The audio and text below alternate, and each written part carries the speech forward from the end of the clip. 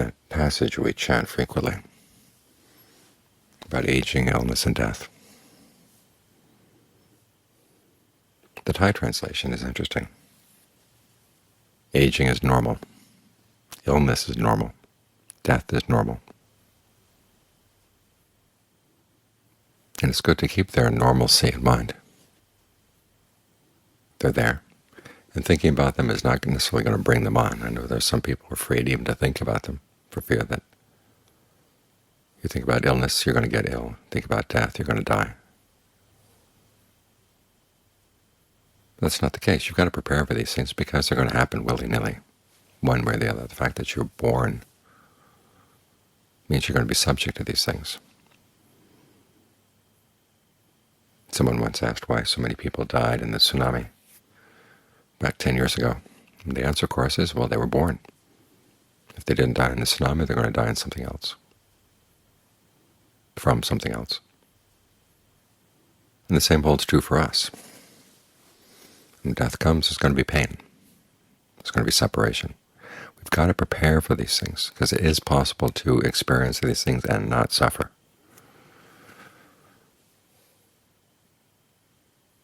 That's one of the best gifts that the Buddha gave us. He didn't try to create a world or fantasize about a world where there was no death. He said, where is there in the mind something that doesn't die? That's what he looked for, and that's what he found. And then he found the path. In finding, of course, he discovered the path that takes us there. That's what we're training ourselves in. The path that goes to what is free from aging, free from illness, free from death.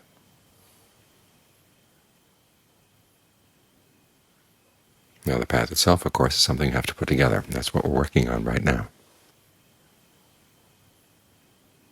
Putting together a state of concentration. It is a fabrication. And one of the aspects of fabrication in the mind is how you talk to yourself.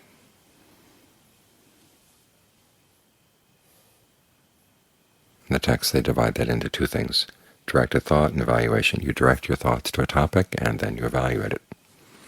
You direct your thoughts to the weather, and you decide whether you like the weather or not. That's how you talk to yourself.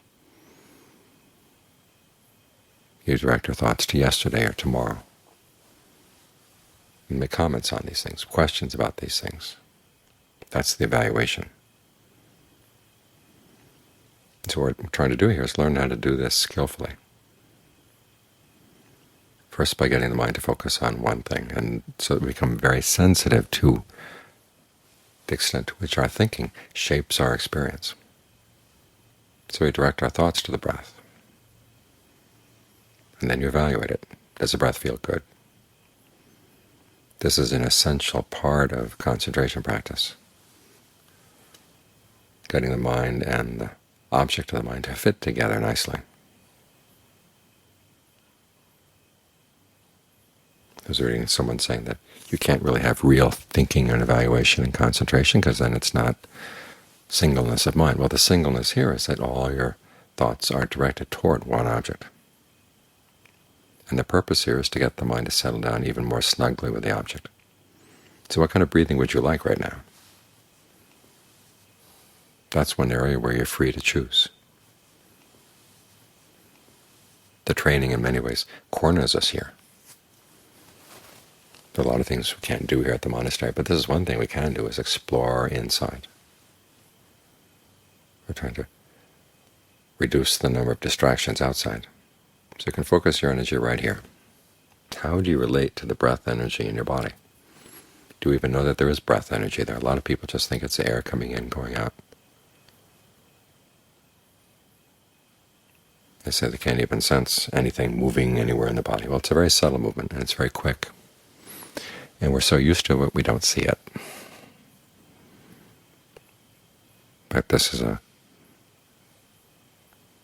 signal feature of the meditation, is that we're going to come back to see things that we're so used to that we have learned to ignore them. So we cut aside our normal concerns and our normal ways of looking for pleasure, and we concentrate our concern inside. We look for pleasure inside.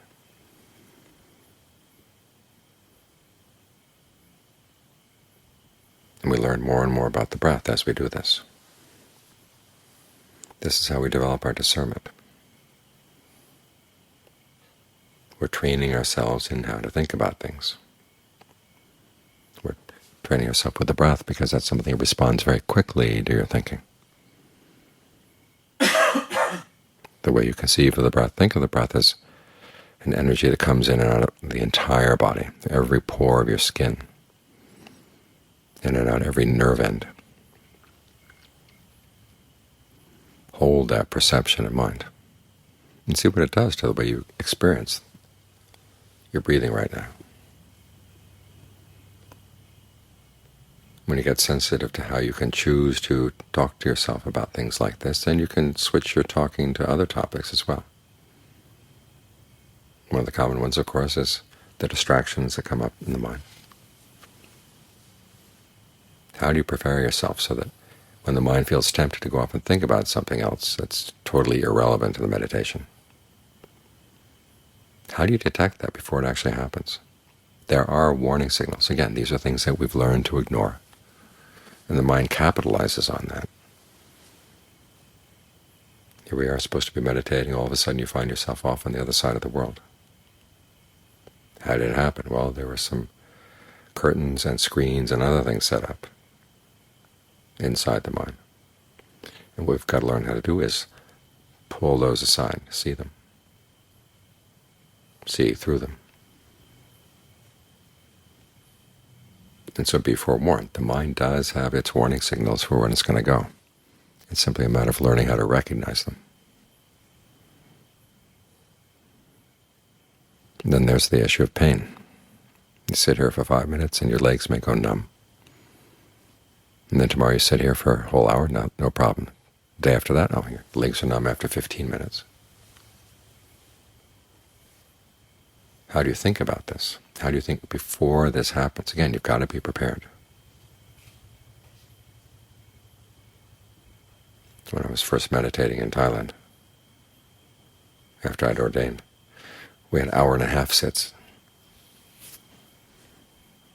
Of course, being the only Westerner there, every move I made was duly noted by everybody. And so I felt I had to be a good representative of Westerners. So I resolved I would move only twice in the course of the 1.5 hours. And that meant that I had to be prepared at the very beginning. Not wait until the pain had already come, or not wait till the numbness had already come. But think about how the breath energy was flowing, starting at the back of the neck and going down the spine.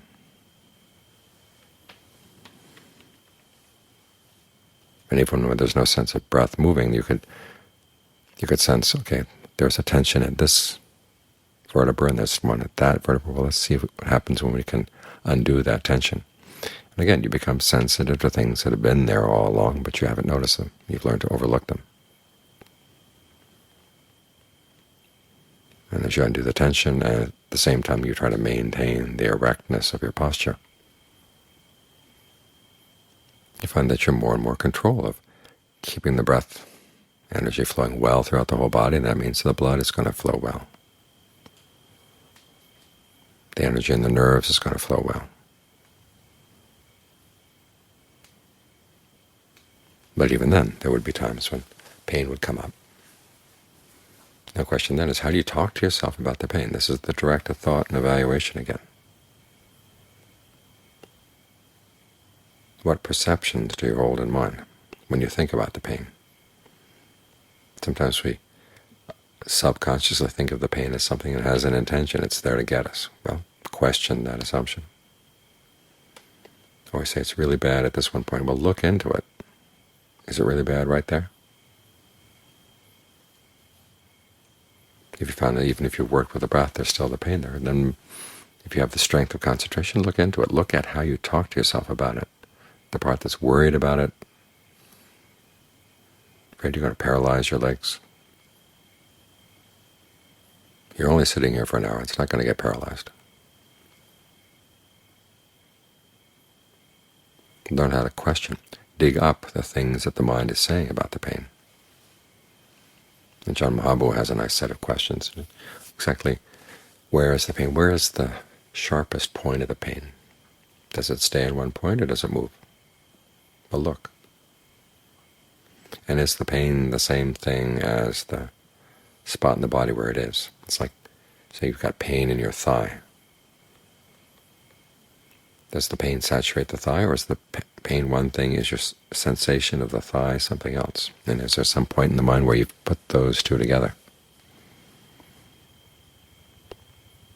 So we're digging back in to see things that have been going on inside the mind, but we've learned how to ignore them because we were too busy worrying about other things.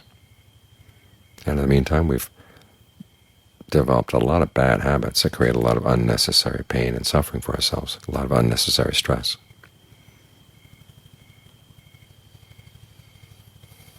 So look at how you talk to yourself about the breath. Look at how you talk to yourself about your distractions, how you understand what happens. See if you can change the way you think. Look at how you talk to yourself about the pain, about disturbing noises. Here comes a helicopter. Can you let the helicopter go?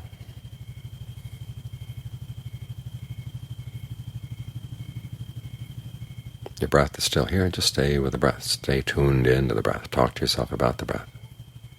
Get interested in it.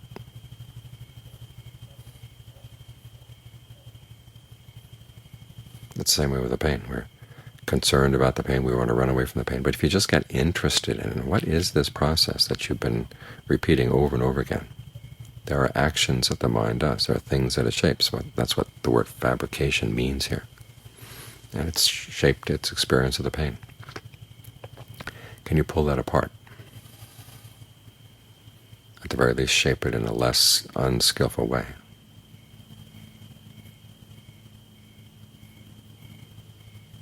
So use this opportunity to get more sensitive to things that ordinarily get pushed into the background. Bring them up into the foreground, so you can develop more skill around them, and you find that you benefit a lot. You're not the only one. The way you think has an impact on your actions, and of course your actions are going to have an impact on the people around you.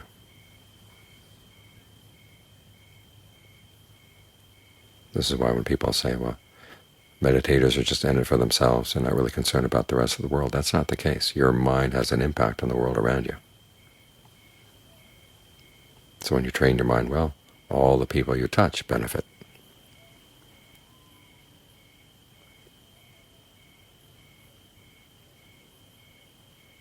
So bring some light to these areas of the mind, your areas of your experience of your body and mind that ordinarily get blocked out.